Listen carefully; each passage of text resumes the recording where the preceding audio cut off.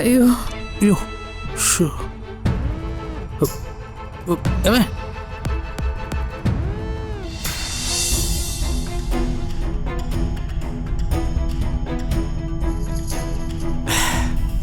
ഞങ്ങളൊരെണ്ണം ലീഡില്ല, നീ അടിച്ചോ.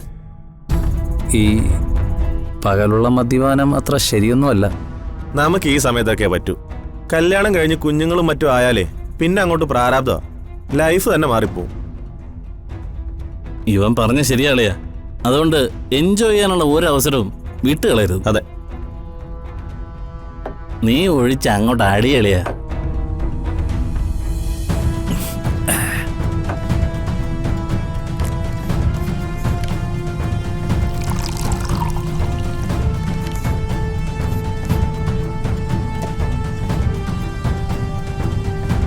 നീ എന്താളിയാ കള്ളു പിടിച്ചോണ്ടിരിക്കുമ്പോ ഫോണ് നോക്കിയിരിക്കുന്നേ? വല്ല തമാശ പറയാളിയാ. അളിയ, എൻ്റെ അമ്മ വീടായ തെക്കും ഭാഗത്ത് നടന്നൊരു ന്യൂസാ. ഇത് നോക്കിയേ.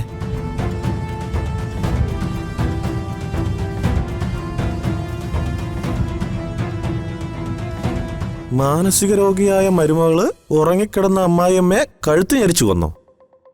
നിനക്കറിയാവടാ ഈ അമ്മായിയമ്മയും മരുമോളെയും? പിന്നെ തെക്കും ഭാഗത്ത് എൻ്റെ അമ്മ വീടിനോട് ചേർന്നിരിക്കുന്ന വീടാ ഇവരുടെ വീട്. ഈ മരിച്ച ആൻറ്റിയെ എനിക്കറിയാം. യശോദ എന്നാ അവരുടെ പേര്. എന്ത് ചെയ്യാനാ? എന്നാൽ ഈ ഉറങ്ങിക്കിടക്കുമ്പോഴൊക്കെ കൊല്ലുന്നത് ഭയങ്കര ഭീകരവാളിയാ. ഈ യശോദ ആൻറ്റിയാ പ്രശ്നക്കാരിയെന്നാ നാട്ടുകാർ പറഞ്ഞുകൊണ്ടിരുന്നത്. പക്ഷേ മരുമകള് മാനസിക രോഗിയായിരുന്നു. അതിപ്പോഴല്ലേ നമ്മളൊക്കെ അറിഞ്ഞത്.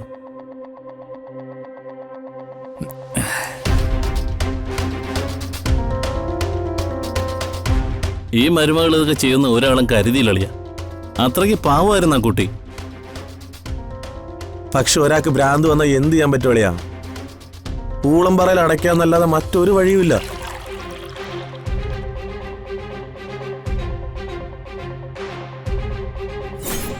എത്രയും പെട്ടെന്ന് വിവാഹമോചനം നടത്തി ആ എണ്ണം കെട്ടവളെ ഒഴിവാക്കിയില്ലെങ്കിൽ അവളുടെ കൈകൊണ്ടായിരിക്കും നിന്റെ എന്റെ മരണം.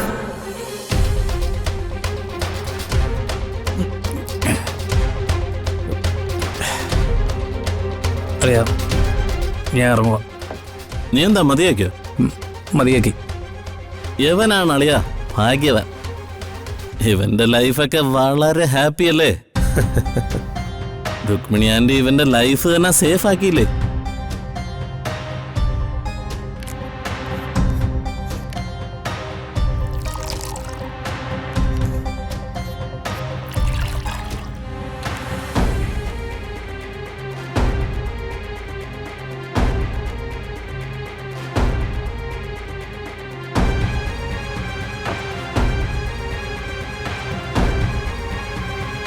ഏറ്റു. അടുത്ത പ്ലാനിന് വിളിക്കളിയാ. അവരെ ഞാൻ ശരിയാക്കും. ആ സംയുക്തെ, അവരുടെ ഒരു പ്രേമം. ഒന്നുമില്ലെങ്കിലും ഇത്രയും പ്രായമുള്ള മനുഷ്യനാണെന്നെങ്കിലും ഓർക്കണ്ടേ? എന്താ ഋതു? എന്റെ അമ്മയ്ക്കാണെങ്കിൽ യാതൊരു ചൂടുമില്ല. ഇതിങ്ങനെ തുടർന്നു പോയാലേ അച്ഛന്റെ മനസ്സിൽ അംബികയും മീഡിയക്കാരും നാട്ടുകാരും എല്ലാരും കൂടി ചേർന്ന് അവരെ പ്രതിഷ്ഠിക്കും. അമ്മയ്ക്കാണെങ്കിൽ അച്ഛൻ എങ്ങനെ പോയാലും ഒരു കുഴപ്പമില്ലെന്ന മട്ട. ഇങ്ങനെയുണ്ടോ ഭാര്യമാര്? നീ എന്താ ഇങ്ങനെ പിച്ചും പെയ്യൊക്കെ പറയുന്ന? ഞാൻ പിച്ചും പെയ്യും പറയുന്നൊന്നും അല്ല. കണ്ടില്ലേ അച്ഛന്റെ പുറകെ ആ സംയുക്ത വന്നതിന് മീഡിയക്കാരുടെ ഓരോ ചോദ്യം. ഒടുവിൽ എല്ലാ ഓൺലൈൻ ചാനലുകളിലും ഇത് ഗോസിപ്പായിട്ട് വരും. വലിയ വിഷയമാവും. ഒരു കളങ്കവും കറപ്ഷനും ഇല്ലാത്ത എന്റെ അച്ഛൻ അവരെ കെട്ടേണ്ടി വരും. അങ്ങനെയൊന്നും ഉണ്ടാവില്ല ഋതു. അത് രാജുവിന് എങ്ങനെ അറിയാം അങ്ങനെയൊന്നും ഉണ്ടാവില്ലെന്നു? ഋതികയുടെ അച്ഛനായിരിക്കും വർമ്മ സാറ്. പക്ഷേ ഞാൻ ആ വലിയ മനുഷ്യന്റെ കൂടെ നടക്കാൻ തുടങ്ങിയിട്ടേ വർഷം കുറച്ചായി. എനിക്കറിയാം സാറിന്റെ മനസ്സ്. അദ്ദേഹം ഒരിക്കലും ഒരു തെറ്റിലും ചെന്ന് വീഴില്ല. ഞാൻ എന്റെ ടെൻഷൻ കൊണ്ട് പറഞ്ഞു പോയതാണേ. വർമ്മ സാറിനെ മൊത്തമായും ചില്ലറയായും വാങ്ങിച്ച ആൾക്ക് വേദനിച്ചെങ്കി സോറി. ഋതുവിന്റെ വികാരവും വിചാരവും എനിക്ക് മനസ്സിലാവും. പക്ഷെ അതുകൊണ്ട് തന്നെയാ ഞാൻ വർമ്മ സാറിനെ കുറിച്ച് അങ്ങനെ പറഞ്ഞത്. ദേ, പേഴ്സണാലിറ്റിക്കും സ്വന്തം കുടുംബത്തിനും ദോഷം വരുന്ന ഒരു കാര്യവും സാറ് ഒരിക്കലും ചെയ്യില്ല. ഋതുവാ, നമുക്കേ ഹോസ്പിറ്റലിലേക്ക് പോവാം. വാ.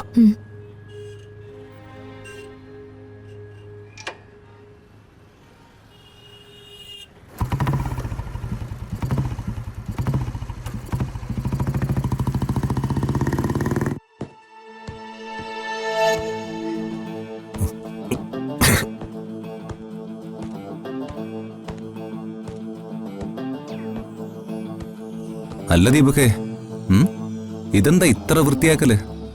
എന്തേന്ന്? വല്ല പ്രത്യേകതയുണ്ടോ? ഒരു പ്രത്യേക പരിപാടിയുണ്ട്. കുറച്ച് മന്ത്രിമാരെ ഈ വീട്ടിലേക്ക് വരും. ആ, അതുകൊണ്ടൊന്ന് വൃത്തിയാക്കാന്ന് വിചാരിച്ചു. ഓഹോ, ഞാൻ വിചാരിച്ചതേ ലോകകപ്പ് തുടങ്ങുന്നതിന് മുമ്പ് സ്റ്റേഡിയം റെഡിയാക്കുവാണെന്നാ. സ്റ്റേഡിയോ? ആ അതെ. ഈ സോഫയും കസേരയൊക്കെ കണ്ടാലേ VIP ഗാലറി പോലെ തോന്നുന്നുണ്ട്. ആ, അങ്ങനെയാണെങ്കിലേ ടിക്കറ്റ് വെച്ച് ആളെ കയറ്റേണ്ടി വരും. അത് വേണ്ട. നാളെ മുതല് ഫുട്ബോൾ ലോകകപ്പല്ലേ? കളി കാണാൻ വല്ല പ്ലാനും ഉണ്ടോ? ഉണ്ട്. പക്ഷേ ഇത്തവണ ഏത് ടീം ജയിക്കുന്നുള്ള കാര്യത്തില് ഞാൻ പ്രവചിക്കുന്നില്ല. ആ, അതാ നല്ലത്. കഴിഞ്ഞ തവണ പറഞ്ഞ ടീമേ ഗ്രൂപ്പ് സ്റ്റേജിൽ തന്നെ പുറത്തു പോയില്ലേ? ഓ, അതിപ്പോഴും ഓർമ്മയുണ്ടല്ലേ? അത് മറക്കാൻ പറ്റുമോ? പ്രവചനമൊന്നും വേണ്ട. ആദ്യം കളി എവിടെ കാണാന്ന് പറയും.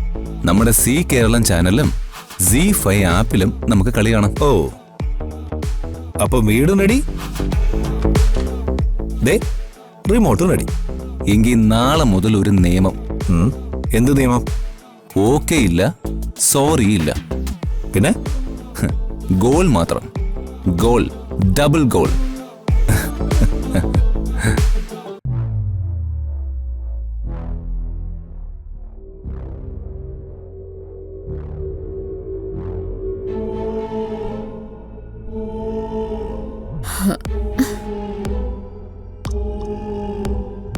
അയ്യോ,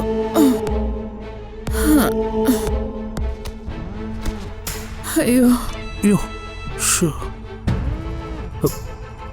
അമ്മേ,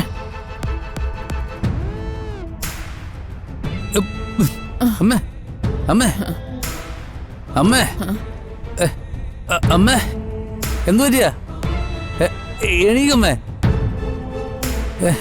എന്ത് പറ്റിയ? അമ്മേ, ഇവിടെ ഇരിക്കുക കേട്ടോ. ആ,